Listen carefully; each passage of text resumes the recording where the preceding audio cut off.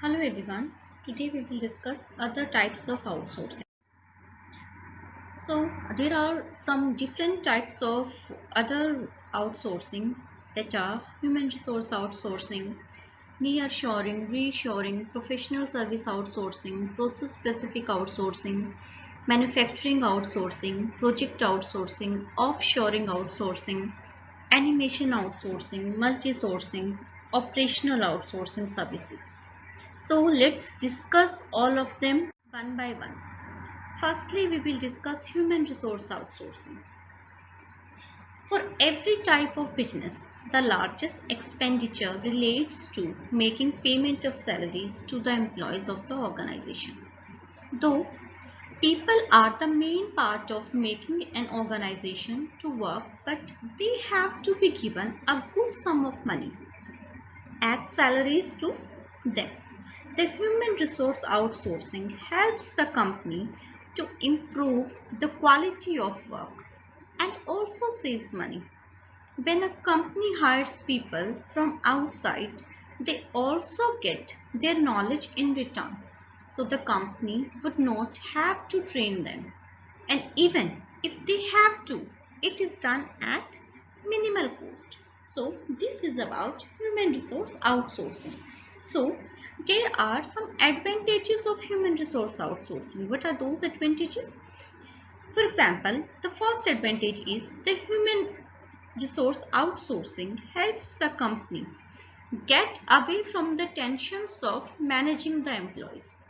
Second advantage is it also gives the company an experience about working with the people of different regions. Third advantage is it proves very beneficial in the working and setting up the company in other nations. So here is a disadvantage of human resource outsourcing also.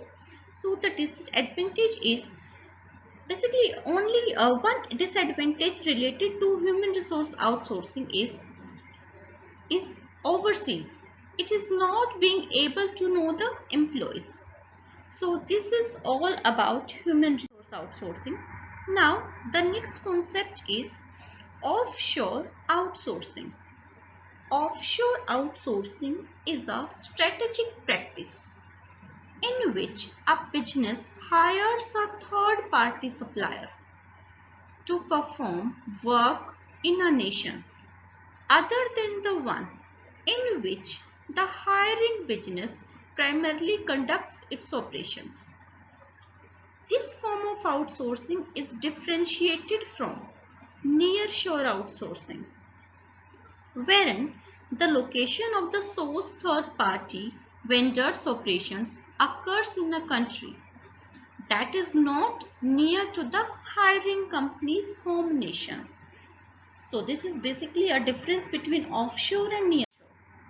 So there are some advantages of offshore outsourcing. Those advantages are, first one, outsourcing non-core activities such as administration and back office operations helps to put the focus back on the core functions of the business. Second advantage is, one of the biggest advantage of outsourcing is cost saving. The lower cost of operations and labor and reduction in overhead cost makes it attractive to outsource. Third one, when certain functions of an organization become operationally uncontrollable, outsourcing helps to overcome such difficulties. Next, by increasing productivity and efficiency, a business can be more successful, better prepared for market challenges, and have a streamlined cash flow. Next, outsourcing frees an organization from investment in technology, infrastructure, and people that make up the bulk of a back-end process capital expenditure. Next one, advantage of offshore outsourcing is it gives business flexibility in staffing, manpower management, helps you save cost and can also pick the best people to run your core functions. One more benefit of offshore outsourcing is it gives business the ability to develop new competencies and skill sets that can be used as a competitive advantage. These are some of the benefits and advantages of offshore outsourcing. Now, there are some disadvantages of offshore outsourcing. So, one of the biggest disadvantage of outsourcing is the risk of losing sensitive data and the loss of confidentiality. Next one, losing management control of business functions.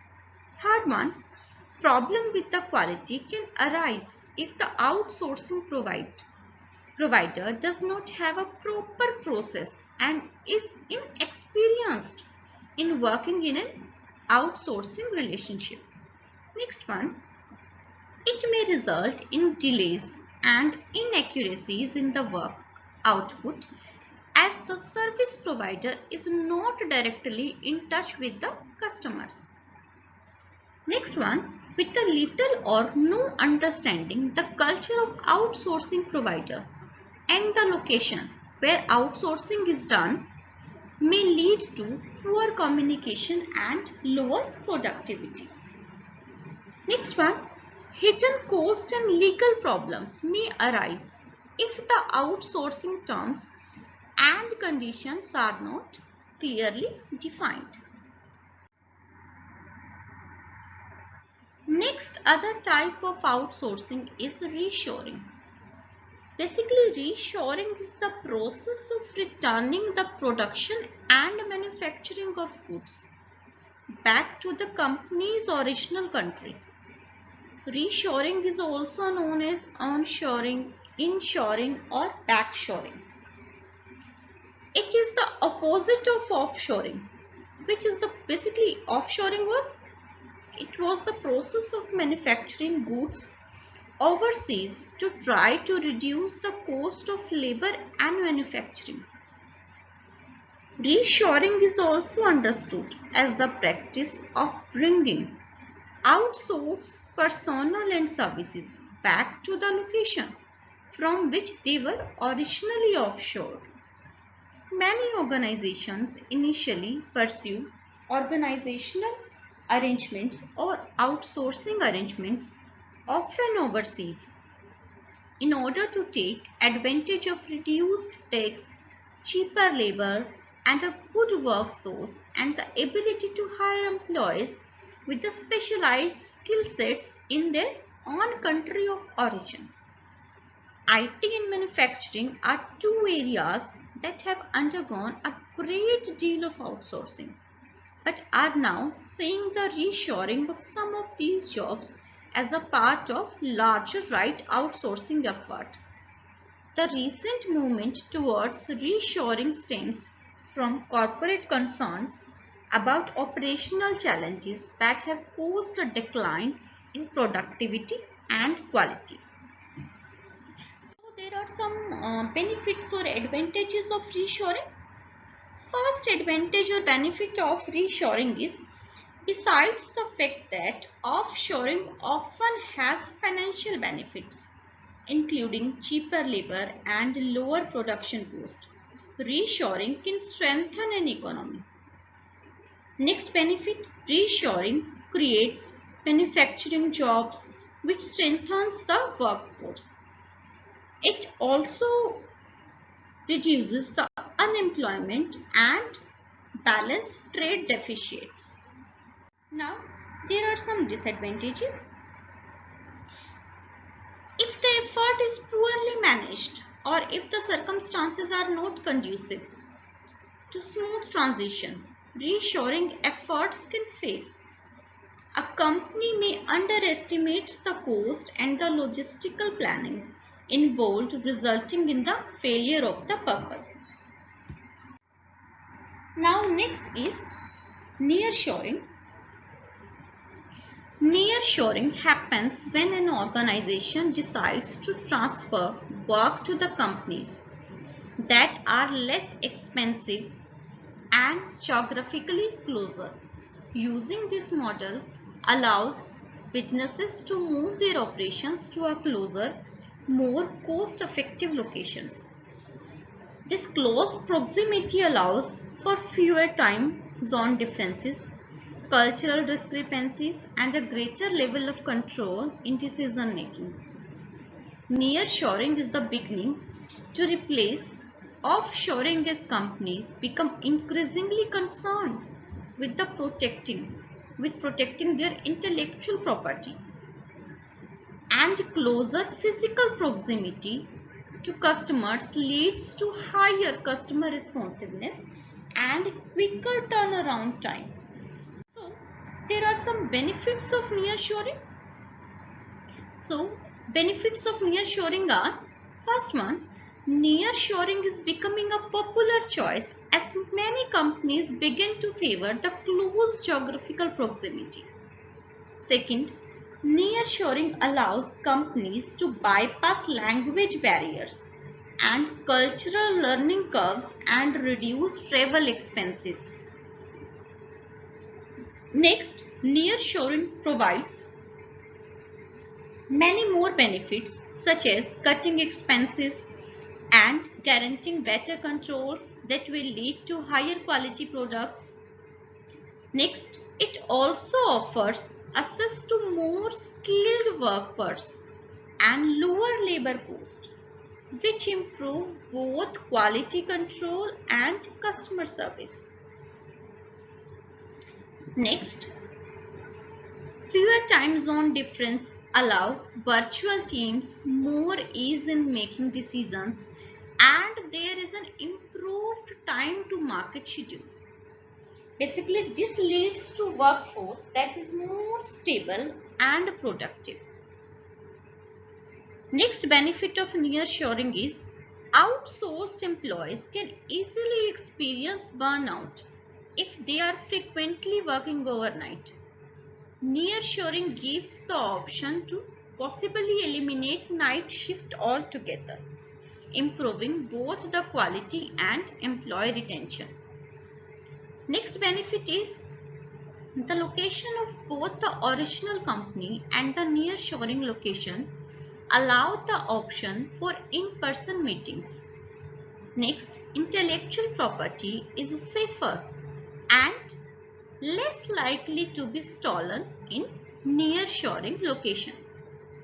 Nearshoring allows companies to stay close to their client base. So there are some drawbacks also, some drawbacks of nearshoring.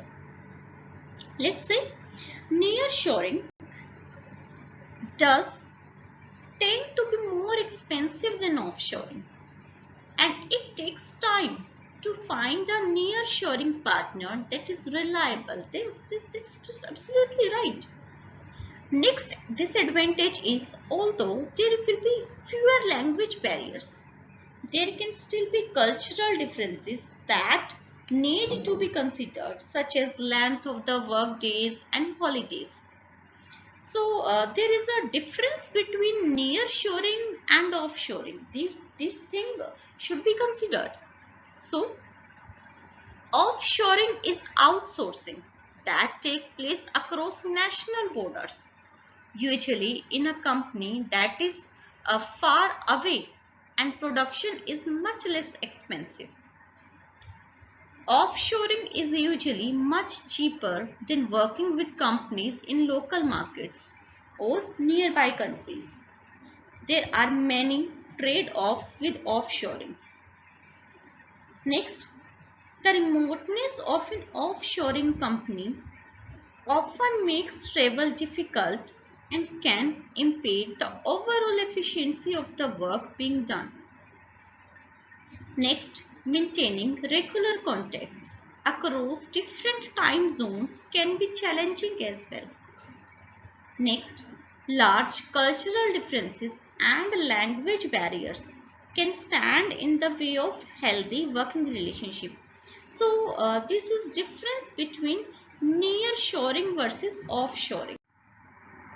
Now, The next other type of outsourcing is project outsourcing. Basically, outsourcing allows a company to subcontract a particular area within the organization.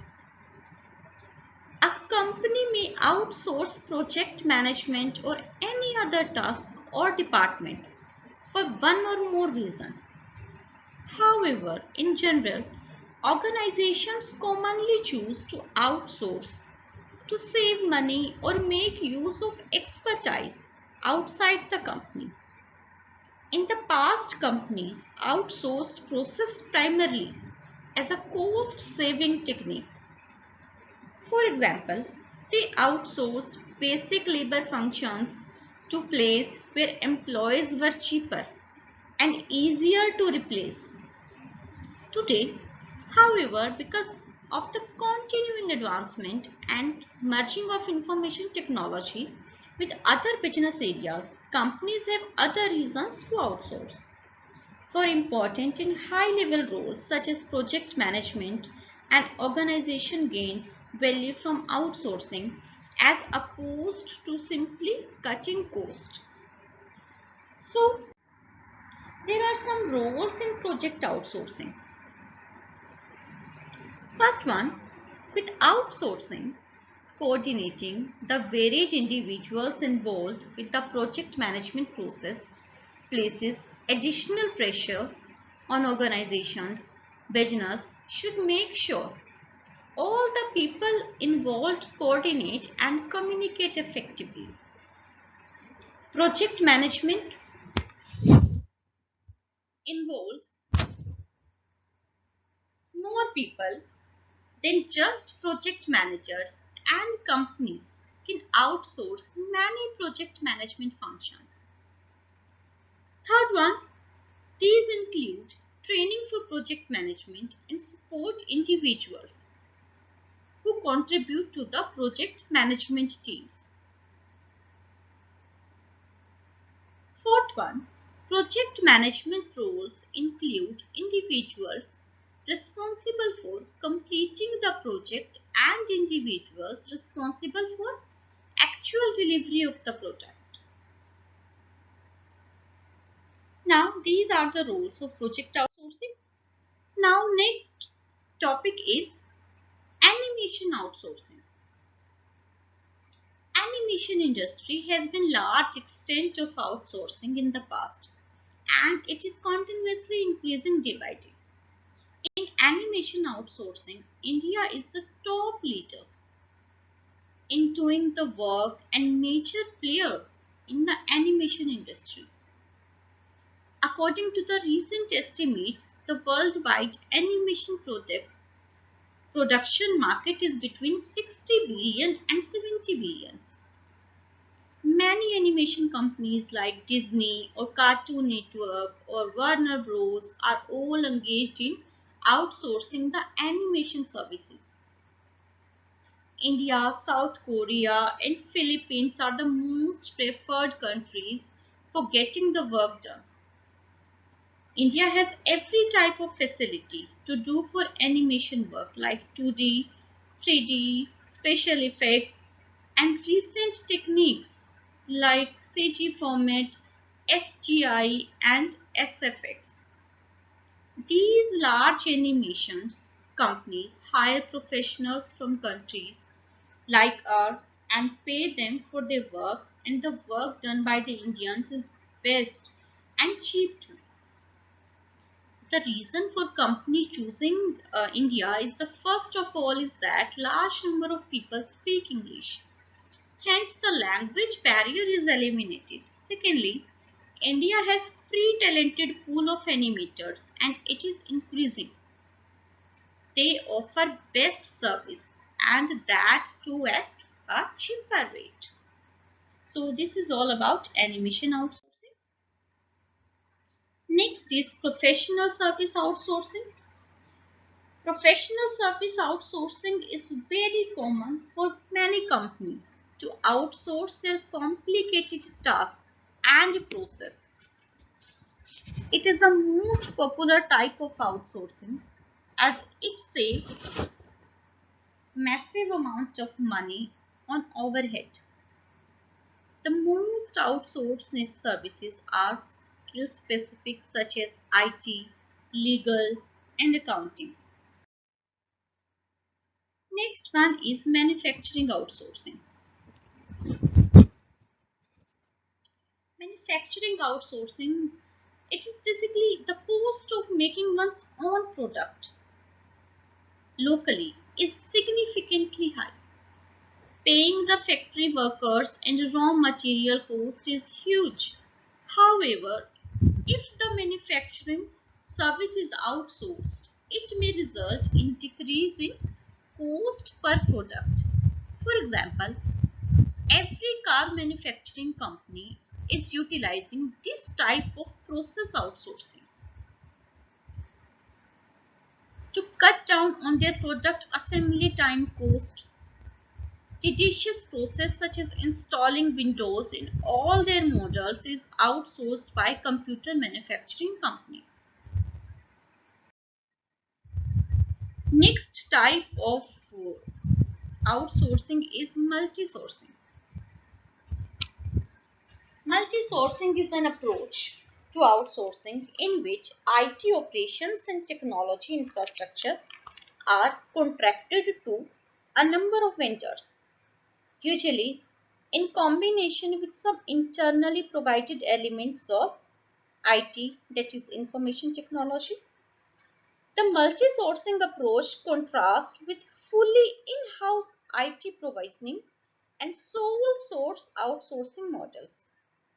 The purpose is to maximize the effectiveness of an enterprise IT by ensuring that various elements are sourced to the best possible service providers. By allowing the enterprise to maintain its focus on core competencies, multi-sourcing can aid enterprise risk management programs by diversifying risk in vendor operations. The practice can also promote competition among various service providers, cut costs related to repetitive service contracts, and improve quality, collaborations, and innovations among IT providers.